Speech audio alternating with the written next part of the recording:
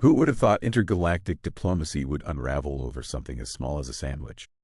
That was the line Corporal Jake Marshall had been repeating under his breath, each time with a slight smirk on his face, as he marched with his rifle firmly in hand, patrolling with a lightness that masked the weight of his purpose.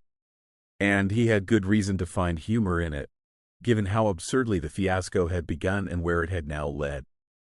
This entire interstellar mess, the diplomatic fallout, the fear, the rumors, all of it had sprouted from that one unlikely, seemingly trivial event.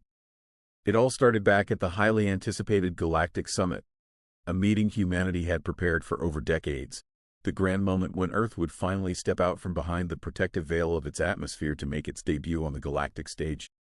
It was the day that humanity would reach out to shake hands, or whatever the alien equivalent was, with nearly every intelligent species in the known cosmos. The atmosphere was buzzing with anticipation, excitement, and the optimistic hope that the summit would solidify humanity's place among the stars. Things were going well, all considered, at least until the diplomatic sessions were paused for a communal lunch break. That's when the trouble started, though Jake himself wasn't in the conference hall to witness it. His job that day had been to guard one of the towering vessels hovering just outside the summit's main hall, keeping watch over the conference from the outside as the diplomats engaged in what they assumed would be polite, productive discussions. Jake only learned what happened afterward, piecing it together from the whispers and shared snippets among his fellow soldiers. According to their accounts, the summit was disrupted by what could only be described as a catastrophic cultural misunderstanding. The Plarns, a particularly delicate, prickly species known galaxy-wide for their overly polite manners and almost compulsive observance of detail, were, apparently, horrified. And it was all because one of humanity's representatives had casually pulled out a ham sandwich for lunch. No one on Earth had thought to check if pigs, an Earth species humans found harmless and delicious, might bear an unfortunate resemblance to Plarnian royalty. But as it turned out, they did, uncannily so. By the time humanity's representatives recognized the blunder, it was far too late. The Plarns had already stormed out, leaving behind a room full of bewildered diplomats and an atmosphere thick with the scent of interplanetary scandal. The news spread across the galaxy faster than the speed of light, as rumors often do, and it didn't take long for the story to warp into something far larger and far darker than the simple tale of an innocent lunch break gone wrong. Soon, humanity was being painted as unpredictable, uncivilized, and disturbingly indifferent to the customs of others. If humans could casually consume an animal that bore a resemblance to another species' royalty without a second thought, what else were they capable of? The galaxy began to ask this question, and the answers it found in Earth's history were not comforting.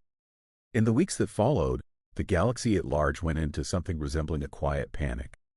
Whispers echoed across the stars about Earth's long history of brutal conflicts and shocking inventions of warfare.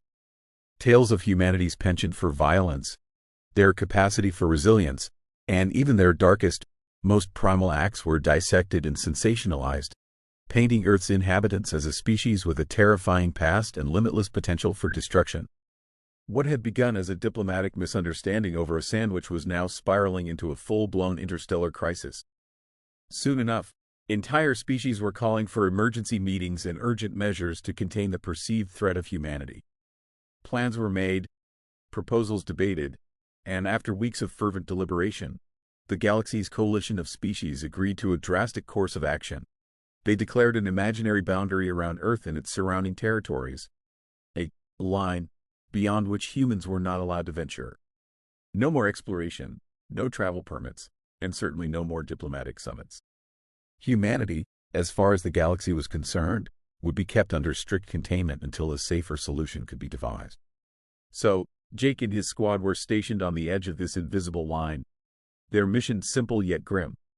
They stood as a wall, a buffer between Earth and the vast unknown. Their orders clear: defend the boundary, uphold humanity's containment, and prepare for whatever might come next. But as Jake well knew, humanity didn't fare well in cages.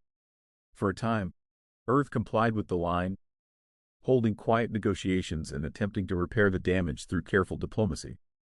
Yet as weeks turned to months, patience wore thin, replaced by a simmering resentment and a determination to be free of what felt like an unjust and hypocritical restraint. After all, Humanity had done nothing wrong, or so they believed. Why should they be held back by a galaxy that only saw them through the distorted lens of ancient history? It wasn't long before humanity decided to respond. The message was clear, and the language was one the galaxy would understand. Firepower. Jake's platoon was among the first to be sent beyond the line, dispatched to scout a remote sector near the Sirius system, where intelligence reports had suggested an alien presence. What they found, however, was far more than a mere outpost. Hovering silently in the vast darkness of space was a fleet of Drax ships, their green-tinted exoskeletons gleaming under the distant starlight.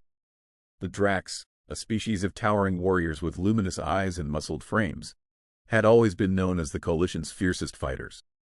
Until that day, humans had only ever seen the Drax as stoic guards at diplomatic events, intimidating yet restrained. But now, here they were, no longer allies, but an obstacle to be overcome. Jake's pulse quickened as the Drax leader stepped forward, his figure massive and imposing, his arms thick as tree trunks. His gaze fell heavily upon Jake, his voice a gravelly warning. You humans have been cautioned. Retreat now, and perhaps we will overlook this offense. Jake raised an eyebrow, glancing back at his squad before returning his stare to the alien warrior. You think we'll just turn back because you say so, he replied, a smirk tugging at the corner of his mouth. The Drax warrior's eyes narrowed, his voice sharp with disdain. We have seen what your kind can do, he intoned. Do not make us act. Jake's grin widened. Oh, we understand you just fine. We're just not interested in playing nice anymore. With a swift, practiced motion, Jake signaled his squad. The first shot from their plasma rifles sliced through the darkness, catching the Drax off guard. The aliens stumbled back, momentarily thrown off by the humans' bold assault. But a second later, they roared in anger, charging forward with claws bared and voices echoing across the empty void. What the Drax hadn't anticipated was the humans' uncanny blend of strategy, resilience, and an unpredictable will to win. The Drax fought with brute strength, relying on sheer force, but humans were fighters, a scrappy, relentless species that adapted and evolved with every blow. The battlefield became a chaotic dance of plasma bolts and dodging soldiers as Jake and his squad deftly sidestepped the Drax's heavy attacks, slipping under their massive claws and landing calculated shots in critical places. Jake caught sight of Sarge wrestling with a Drax warrior, dodging its slashing claws before driving his knee into the creature's chest and delivering a final shot to its head. The Drax fell one by one, each taking a few good hits but ultimately proving no match for the humans' precision and ruthlessness. As the last of the Drax warriors collapsed to the ground, Jake took a moment to survey the scene, his squad catching their breath amid the fallen bodies, their expressions hardened but victorious. For far too long, humanity had tiptoed around, bending over backward to fit into a galaxy that saw them as little more than a dangerous curiosity. But here, on the edge of alien space, they'd finally stopped pretending they weren't a threat. They'd stopped playing by the rules of species that dismissed them as lesser beings. As they regrouped, Jake's communicator buzzed faintly. A message from command came through. Short and to the point. More coalition forces detected 3 clicks east. Jake glanced at his squad, a fierce grin spreading across his face. Ready for round 2, boys? He asked, his tone light yet brimming with excitement. The squad laughed, adjusting their gear, adrenaline coursing through them as they readied for the next fight.